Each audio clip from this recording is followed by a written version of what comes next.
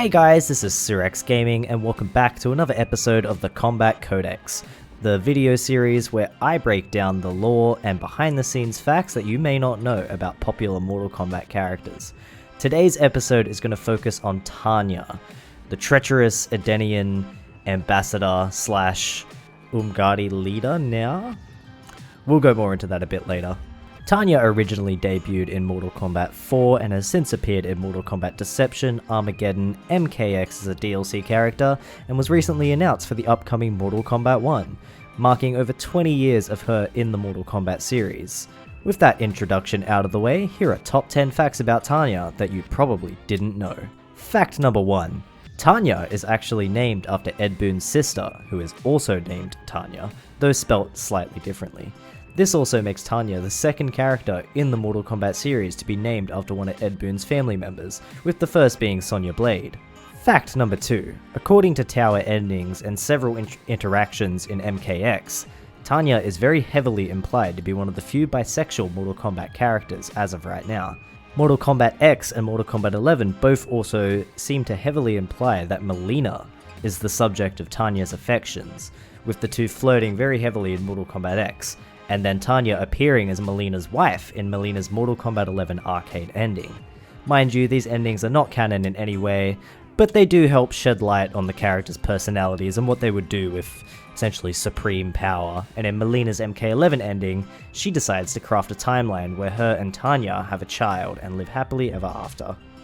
In Tanya's Mortal Kombat 1 bio, it seems to heavily imply that they're going to be following this route through the canon, and it seems to discuss that she may have a bit of a secret relationship going with Mileena, but this is yet to be confirmed further. As of right now, we don't really know much about Mileena and Tanya's story in MK1, just that Tanya is assigned to protect her and Tanya has secret affections for her. Whether or not Mileena shares these affections is yet to be confirmed, but I highly doubt that they would include this subplot unless it was mutual.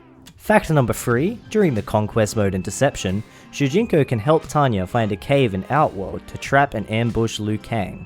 This is in reference to her Mortal Kombat 4 ending, where she actually tricks Liu Kang into following her into a random cave where Shinnok and Quan Chi murder him. Shujinko can also later find Liu Kang and warn him about Tanya's trap if you so wish. This ending is one of the weirdest ones in Mortal Kombat 4, which is saying a lot considering the entire game is a total meme. But she leads Liu Kang into this cave. Boom, Quan Chi and Shinnok are there. Some disco lights start going off, and then Tanya's like, "Ha, silly Liu Kang, you never should have trusted me. It was a trap." And then Liu Kang blows up. I kid you not, go on YouTube, look it up.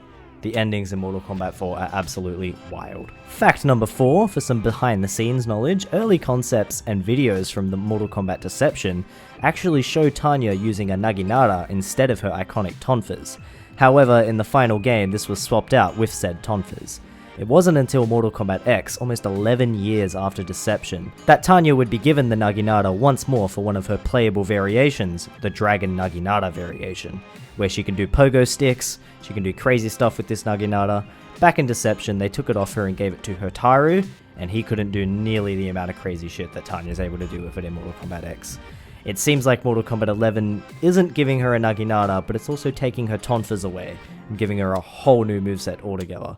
She looks sick. Fact number 5, and this is actually going to sound familiar for anyone who's watched our Li Mei Kombat Codex video, but in Mortal Kombat 9, if you go to Khan's Coliseum, you'll see Kitana chained up in the background. But if you choose to play as Kitana, Kitana will be replaced by Tanya.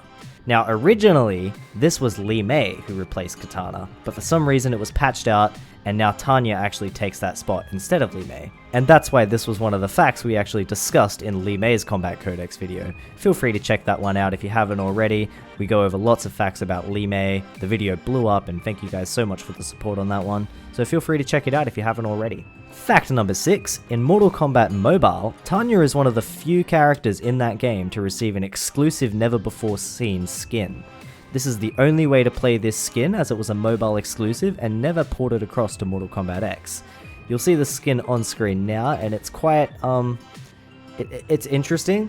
I'm not really a fan compared to her Mortal Kombat X and Mortal Kombat 1 looks, but it was a unique Tanya skin, and at that time, she only really had about 4 different outfits that she was cycling through, so it was good to see her get some love, even if it was only in mobile. Fact number 7, during Tanya's Bloody Boots fatality in Mortal Kombat X, if you look really closely, you may actually notice that her boots are larger than the holes she steps in the opponent's model. Specifically the face area where she stomps on their face, when she lifts her boot out, her heel will very awkwardly clip through the bottom of their head.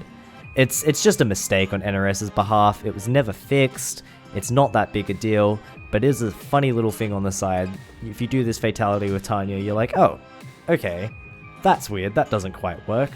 But, you know, it's one of those cool little things that just never got fixed in a game. Fact number 8, Tanya and Quan Chi are the only characters from Mortal Kombat 4 to appear again in the 3D era before Armageddon.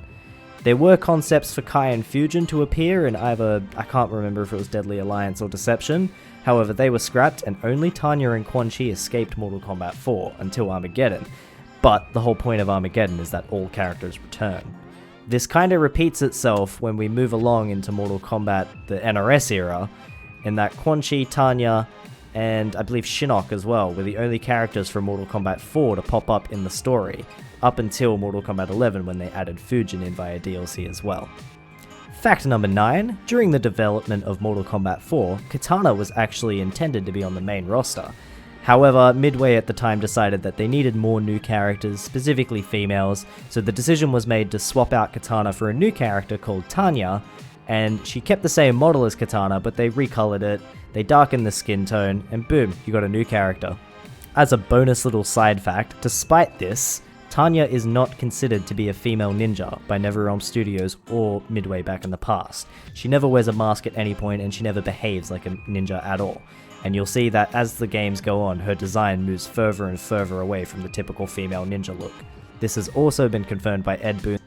Fact number 10, Tanya has 3 drastically different storylines across the series so far.